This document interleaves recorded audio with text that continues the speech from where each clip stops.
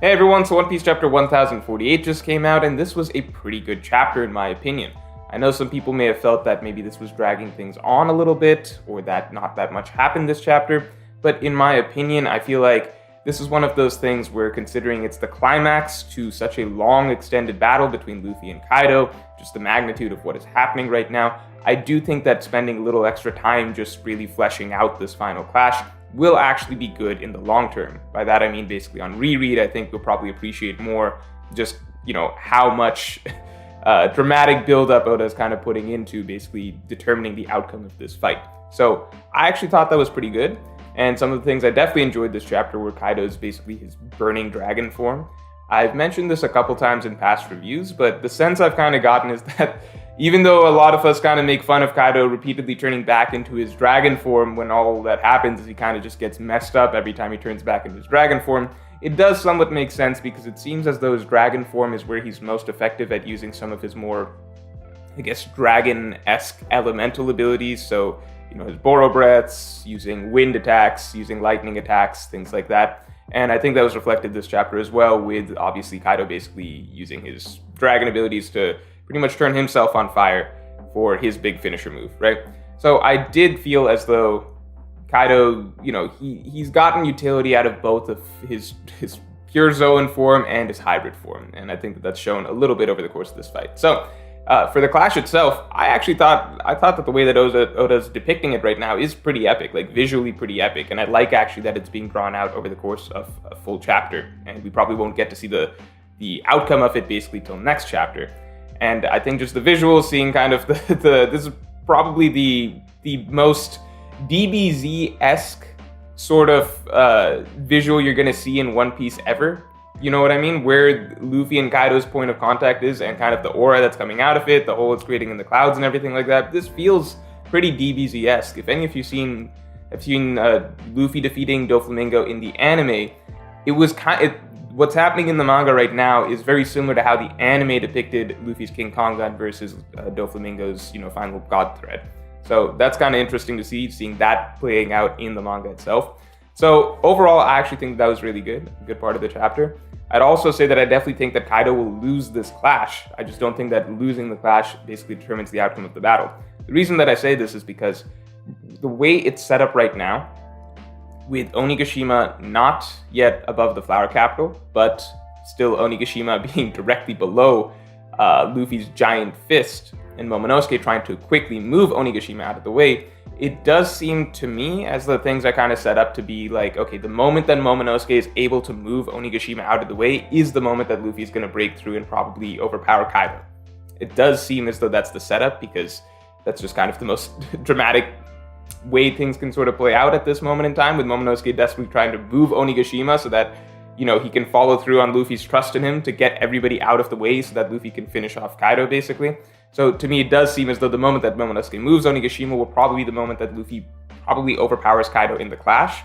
But that's also the thing, in that moving Onigashima out of the way and moving it into the Flower Capital, that also in itself suggests that things are going to play out longer than just Luffy probably winning this clash, because after this we would probably expect Momonosuke to have to go through a period of time holding up Onigashima, etc., and have some other reasons that you'll probably see in Tuesday's video, etc. But I do think that this clash in particular is obviously very, very dramatic, very important, and I think that Luffy probably gets the better of Kaido for the moment when this whole, this interaction basically plays out. So we'll wait and see. That'll be cool. I think no matter what, it'll be cool to see how this plays out, because I don't think in One Piece we've ever had it's sort of like a battle of hockey, battle of force like this ever before in this manner.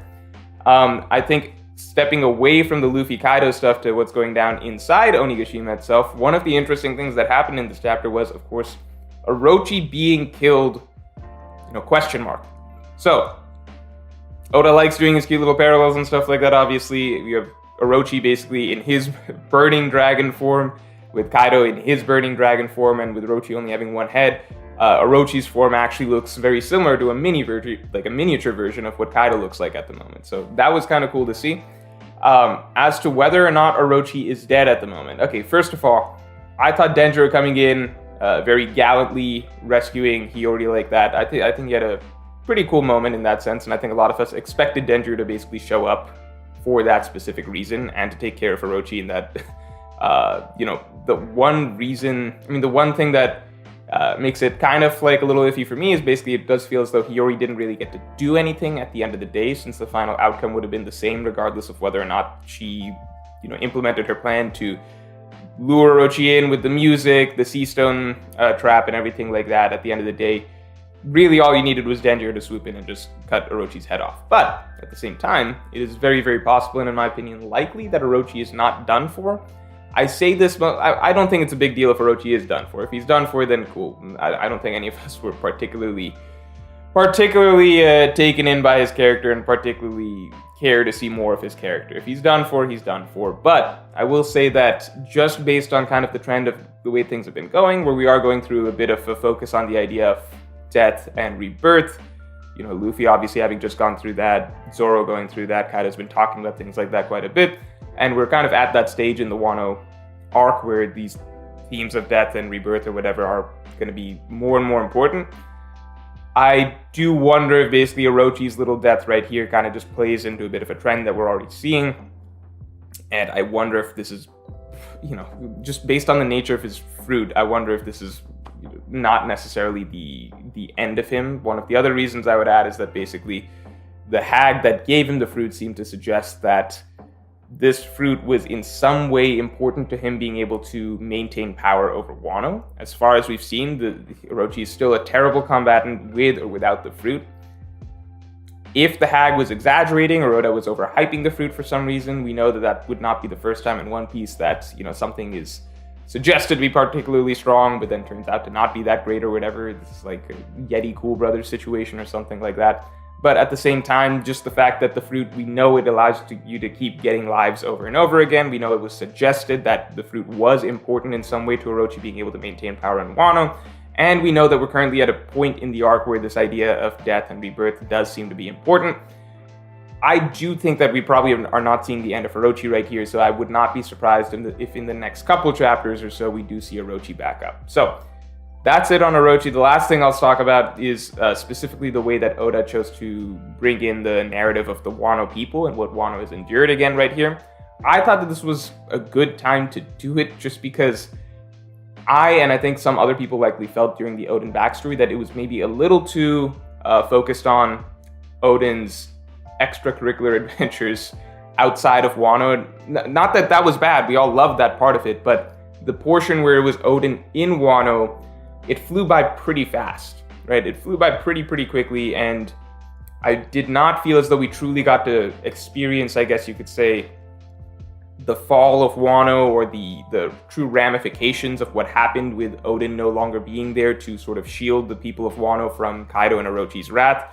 I feel as though basically once Oden died, it was basically the backstory was essentially over. We got a quick montage of the scabbards to the flower, not to the flower capital, to Kuri Castle, and then basically things pretty much wrapped up from there with very quick shots of things that were happening, only really focusing on the scabbards. So the fallout of what happened from Oden's death to the rest of Wano, we'd only really seen small glimpses of that here and there, and obviously we see the after effects in how the villages actually are today.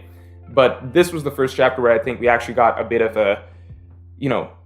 a extended look at sort of what specifically were the ramifications of Oden no longer being there. What was Kaido able to do now, and what was Orochi able to do now that Oden was no longer there? And what exactly did they do? How did the people of Wano fight back? Things like that. We have a bit of a better understanding of that now, because up till now, things have only been referenced, like, okay, the daimyo fell, things like that. So that's good to see.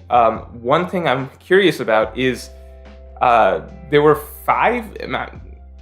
I'm not sure if I'm missing something or if Oda's just including one extra random sword here, but we got shots of the 4 daimyo, right? And then there was a 5th unrevealed swordsman pulling out a sword from their sheath. I wonder what that is. We obviously know who the 5 daimyo were. Oh, that's not another hidden daimyo because we know that Oden was the last daimyo. So I wonder if that is another important character in any way. If it's someone that we haven't met yet, it could be anybody, as far as, the guy that Crocus met, at the guy that Crocus met, or as far as something like, it could be Tenguyama or something like that. There's so many possibilities for who that character could be, or maybe Oda just chose to draw on a 5th sword there, but I don't know if that's the case. I don't think Oda normally does things like that. So that's an interesting little, I don't know, mystery or question mark that comes out of that. I don't know if it was confirmed yet or not, and this is my bad for not having this knowledge, that the 3 samurai that Yamato met in the cave were the daimyo. I think that was just something that I'd assumed at some point very early on, but I don't know if that was confirmed in the manga or Vivre cards or something like that up to this point. So that's good confirmation as well. And yeah, just in general, I think the shots of the fire lanterns going up in the air with the wishes spelled out of like, please save us, etc., that was a really good idea for this moment where, you know, the Luffy versus Kaido conflict is basically coming to a head. So, with all of that being said, I definitely did enjoy this chapter. I think we probably get the conclusion to the clash. Hopefully next chapter. I think even I would say it's probably dragging a little bit if it goes more than that, but, you know, obviously have to wait and see how Oda does it. So definitely looking forward to next chapter, and if you enjoyed this video, then definitely like, comment, and subscribe.